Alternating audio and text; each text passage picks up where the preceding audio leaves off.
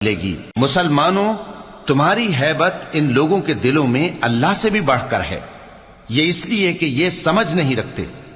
یہ سب جمع ہو کر بھی تم سے نہیں لڑ سکیں گے مگر بستیوں کے قلعوں میں پناہ لے کر یا دیواروں کی اوٹ سے۔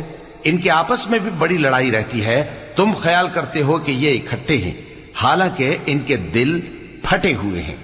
یہ اس لیے کہ یہ بے عقل لوگ ہیں۔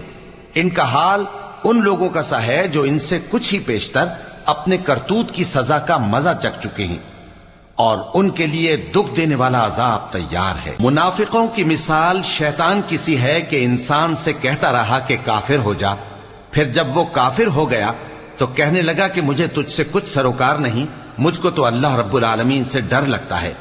تو دونوں کا انجام یہ ہوا کہ دونوں دوزخ میں جائیں گے، ہمیشہ اس میں رہیں گے، اور بے انصافوں کی یہی سزا ہے۔